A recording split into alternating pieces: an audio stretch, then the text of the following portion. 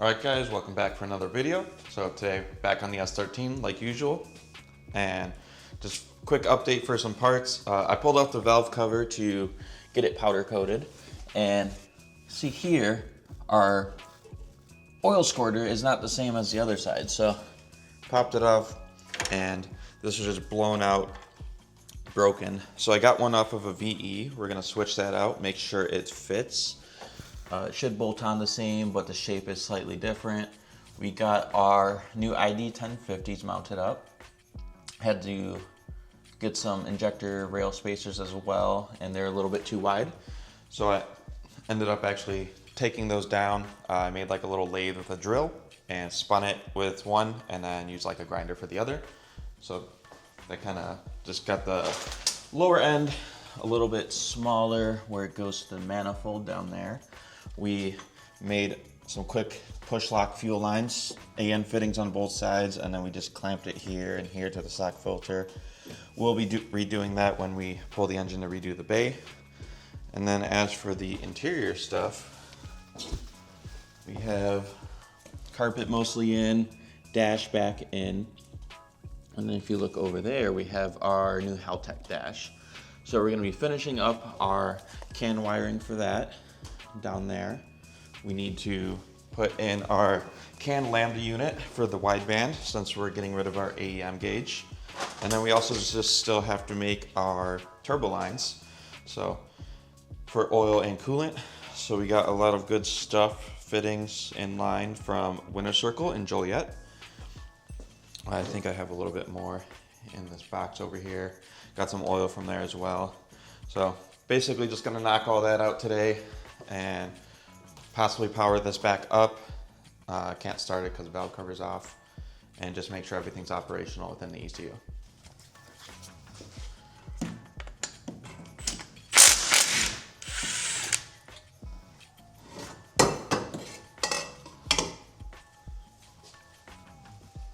All right, so now that we got the downpipe off, we have this DEI titanium exhaust wrap.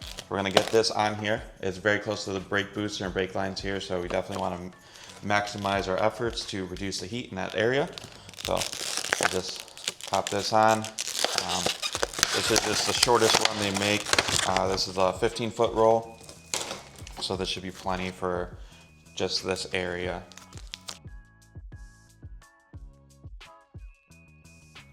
All right, so here's it gonna be finished all up. Just had to use a second hand off camera and get the other piece of wire on. But we go down to here, we have our bracket down here that we don't wanna mess with, so didn't go around that, and an O2 sensor. You don't really wanna block it too much or else it's just harder to access, but this should be fine for getting back in the car, and we can figure out what kind of other heat shield we need afterwards. All right, the other thing we just knocked out, we had our turbo fittings on the back of the wastegate here where the downpipe would run. So we just quickly relocated that up to this side. So now we can pop back on our downpipe. And once we get that, we're gonna make our turbo lines, and then we're gonna put on our MAC valve plumbing. That way these smaller lines aren't getting in the way when we're trying to measure and fit up for these larger turbo lines. All right, so here's our pre-made turbo feed line. This is from Figola. They make different sizes and lengths. You can get one side with a 90. And then we're just gonna quick mock up some heat sheathing to the general length of it. Cut that and put this on beforehand, and then just pop the line on the turbo real quick and just start building everything out. So this is all size specific too. So this one's generally, this is for a -4 line that we're using. And as you can see, good length, enough to be able to get our wrenches on to put this on and not have to pull it back too much just to get a wrench on it. All right, so we just finished up making all of our turbo lines. We got heat sheathing on everything. Everything is except for the one drain line on the bottom of the turbo. So now if we come over here, I can get you guys a good view. So in the white heat sheathing is our oil feed. The larger black one is our drain, which comes down here. And you can see it from here as well. And then we reused our old one of our coolant lines, we put a union on it and then came to the left side And then we just made a new line to go to the right side for the coolant. So basically just get that tightened up and all of that is set. So then we could just put back on our MAC valve plumbing to our wastegate fittings right in there. And basically the whole turbo side will be done other than the piping. And if we have time, we can make a connection exhaust piece here. But as for right now, we may just run open down pipe for the event. It depends on how big of a time crunch we end up being on. All right, so we just finished up some more welding here. Took some of the old intercooler pipes, just kind of cut them up, mocked them up. And we just welded some beads on, since obviously we don't have bead roller or beads on where we cut the pipe. So this should line up for our hot side over here. Super tight in between our power steering hoses, but we're just kind of cobbling something together that looks okay. And then still need to do this side over here. And I do know there is a couple fittings underneath the intake manifold roughly back here. So we need to hook those up, our fuel pressure regulator, our map for the ECU, and our brake booster. And I believe that should be it for everything vacuum related. And yeah, our valve cover is done. We just got word of that. So we will be able to get that back on. So we're gonna need to switch our oil squirter and retorque all the cams, because as you can see, it looks like a couple of the bolts are loose. So previous owners said they had built the motor, and it does look like the bottom end's built, and there is head studs and a MLS head gasket on it. But realistically, like with all the leaks and everything, didn't seem like they did too great of a job. So just have to go back over everything. All right, so now we're gonna change over our injector clips for our new injectors here. Easy way to do it, you could just de-pin your connectors, you can chop it off. You get a little bit more length to your wire if you de-pin it first, but it's not too big of a deal overall. So you can go right behind the metal tab, and it's really not too much of a gain. Yeah, I mean, for the time saved, if you just chop off the connector, you can still save them for later use.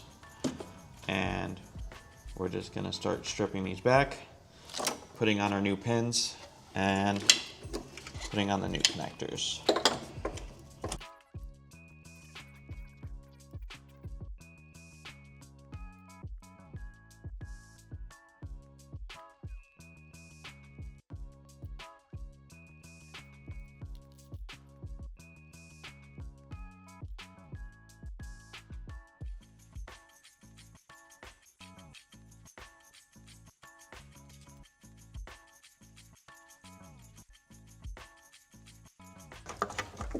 All right, so here's going to be the finished product.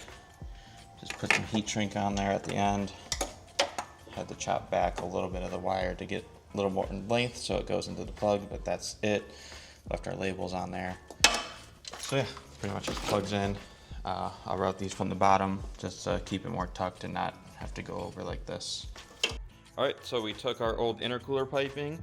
We kind of cut it here, flipped it around, took a piece off the other end, welded it to here, and it is a smaller diameter pipe here than the throttle body, but we were able to just give her the beans, and she seems pretty tight, not going anywhere down there. Welded up our IAC pipe that was on there, and we should be pretty much good. So next, where we're going to continue is probably picking up the valve cover and then going over our valve train stuff, and then we're going to get into wiring our dash and can wiring. All right, so we got our valve cover back. So we'll pop into here. Just going to unlock the cover. And here we go. So it was base coated in chrome and then a red on top. So it's a little darker than the car in this light, but it's not too big of a deal. We're gonna put it on the bench, sand down the letters so that we can have a little bit of contrast to this, and we'll pop it back on after we redo our oil squirter still, and retorque all the cams. Alright, so the new squirter rod is on here. Now we're going to torque down all the cam bolts as there's loose bolts on each side. So we'll just go over the torque sequence starting at the middle and working our way out on both sides. Alright, so here's our torque wrench. Cam spec on these is 6.5 foot-pounds to 8 foot-pounds. So we're going to go on the higher end, and this is an inch-pound thing, so you would multiply it by 12, because every 12 inch-pounds is 1 foot-pound. So we are at 96 on the inch-pounds, and we'll start here. There's our click. So you can see how loose these are, how many more turns we're getting out of these.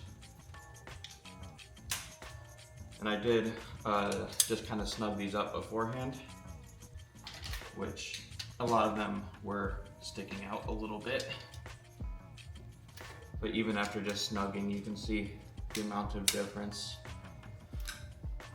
So being like we were driving with this issue, we were probably losing quite a bit of power due to not as much camshaft lip happening.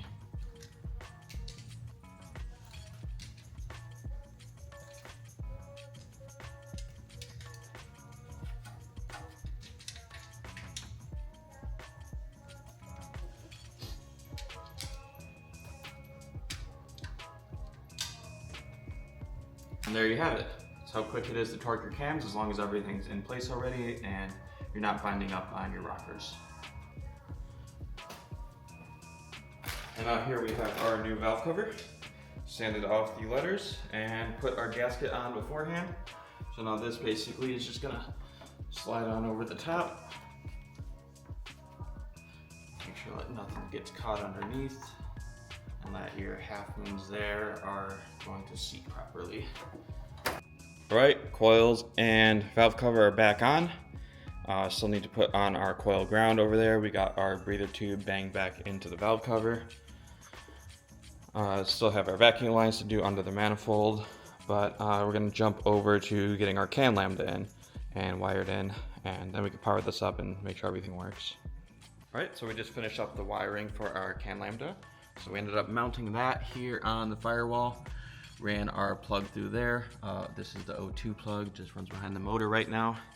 And I'll bring you guys inside the car. We'll walk around to the other side. We just loosely put on our negative here because we're gonna power this up.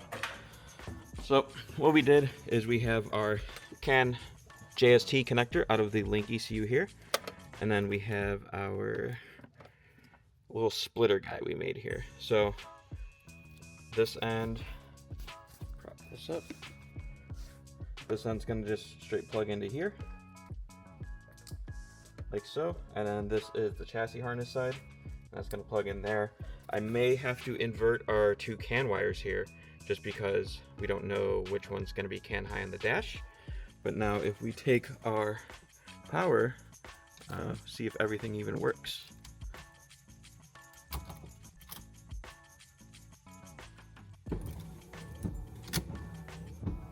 Our wipers work and our Haltech works, or the dash works. So we'll go ahead and peel off this guy if we can get it with our nails.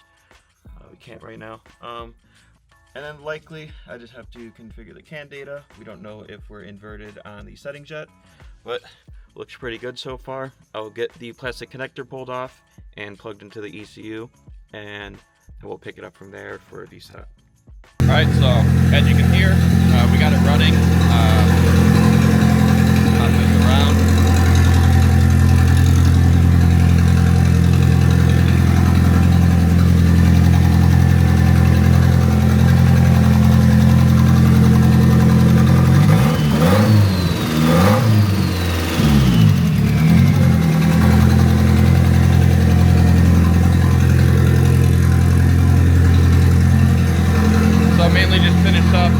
Setting up the wideband unit, still working on the dash, so that's having some issues with flipping the CAN wires back and forth. When I figure that out, I'll just go back over the setup and just show you guys how to set that up with the Link ECU. But other than that, that's probably going to be it for this video, and the rest will all be in the next one. So catch you guys in the next